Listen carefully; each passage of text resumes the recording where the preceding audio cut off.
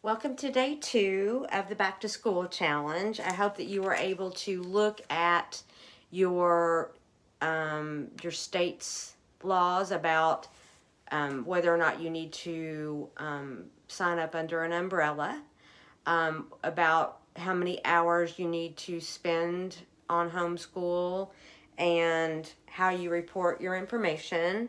And I hope you got to give some thought. This is not a decision that you need to make in a day, but something that you can work on ongoing.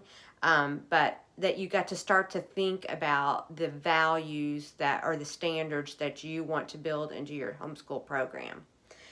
Today, we're going to talk about how your kids learn and how you learn, by the way, because um, it's difficult to give what you don't have. I'm not a math person, so working with gifted kids over the years was great when I had right brain kids who were very artsy and liked to write. And about the second year that I was teaching, I got some students who were in 5th grade and could crush me in math. They just were amazing. In fact, some of them went on to, as a 6th grader, were going to the high school to do high school math. We actually broke some barriers down in our school district in order to allow one particular student to get his needs met. I digress, sorry. But I just want to say that it's hard to give and support what you don't have. So, one of the important things I think is to ask yourself as you are deciding some things today, where are your strengths and where do you need help? It's important to our kids that we share with them that it's not a deficit to not be good at everything. Nobody is good at everything. So find the things that you're great at. Maybe you're great at math. Maybe you're a tech wizard, but you're not very crafty. Whatever it is, find ways to get support in the areas where you're not as strong, and that might be the biggest gift you give to your kids all year. Not only do you build other people or other opportunities into the mix, but you teach them that they can do the same thing. You know, they will learn early to find what they're good at, build where they can, and find the resources to help for the things that they can't. And I think that that is a real message, not only to the kids, but to the grown-ups around us. That we really are a village, right? We are a tribe. And when we encourage each other and help each other, we stop just buying and selling, right? We exchange our gifts for other people's gifts. And that is, I think, what it's all about, right? We lift each other by giving our gifts and accepting gifts from other people. Sorry to get on a little diatribe there. But so, how do your kids learn? So, attached to this, you're going to see several links to quizzes that you can take for your kids, but also make sure that they're a part of the quizzes too. There are questions that they may answer differently than you think they will. So there are several questions or learning style inventories that will help you learn how to teach better or what activities to do so that your kids learn better. And that is one of the tools that classroom teachers would love to use, but with 20 people in your classroom, maybe 10 of them are auditory learners and 5 of them are visual learners and all of them are kinesthetic learners or whatever. You'll learn what all these mean as you go through the quizzes. It's not heavy duty, but you can't teach them all necessarily in the same way at the same time.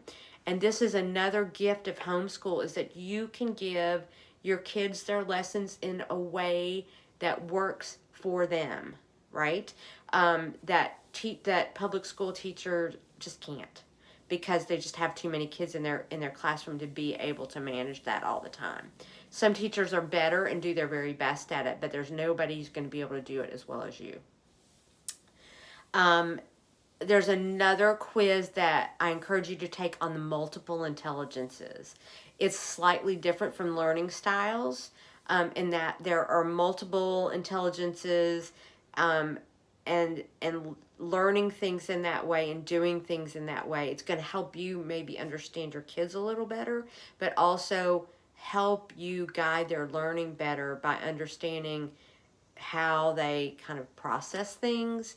These are simple quizzes, but they'll really shine a light for you on ways that you can make learning stick better. I call it sticky learning, and I'll talk about it quite a bit. So I'm going to share with you that, again, I've been teaching for 24 years, but I was also the daughter of 2 professors. My parents were kind of old school. They kind of both came from families where children were more seen and not heard. And so growing up, my parents really didn't know how to play. So they didn't play with us very much, maybe ever.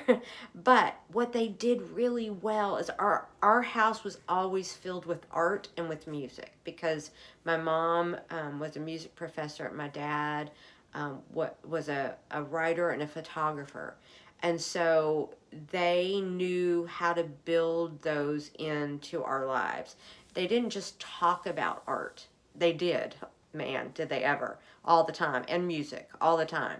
But we listened to it. And not only did we listen to it in our house, my mom would sometimes pick me up in the middle of the day at school and drive me up to see the dress rehearsals of the Louisville Opera.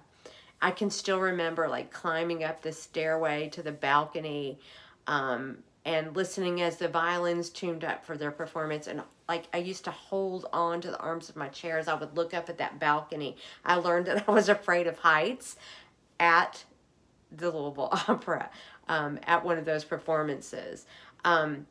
She knew how to create adventure, and I'll never forget those operas. Now, the ones that they talked about around the table, maybe. But the ones that we went to together in the middle of the day, that made it an adventure, and it's something that I won't ever forget. I'm going to share with you that anytime you really want to deepen your child's learning about something, instead of just talking about it or even reading about it, not that reading isn't important, it's vital.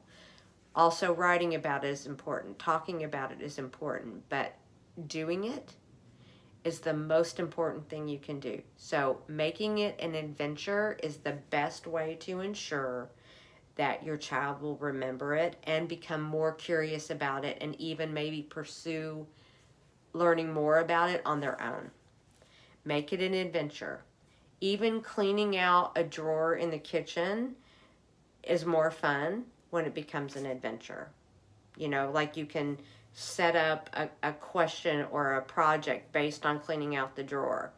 I'm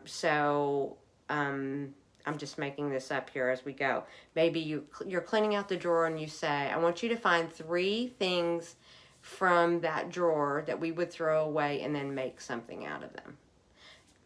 Just making that up. So adventures make something 4D, right? 3D, 4D, because not only are you listening to it, not only are you seeing it, or you're talking about it or writing about it, but you're experiencing it. And then you can go back and talk about it and write about it and deepen the learning even more.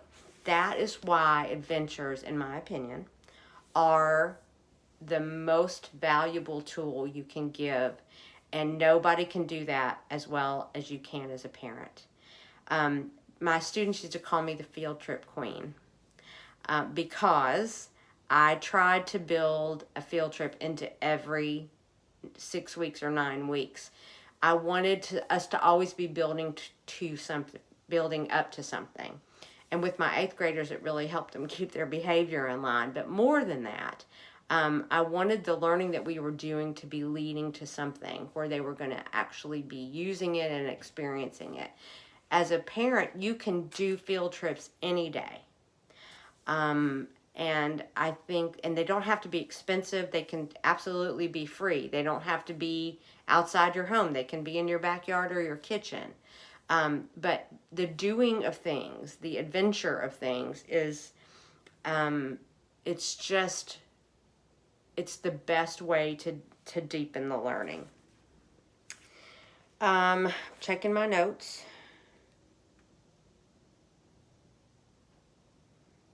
Oh, as you're thinking about the things that you want to learn about, I encourage you to make like a bucket list.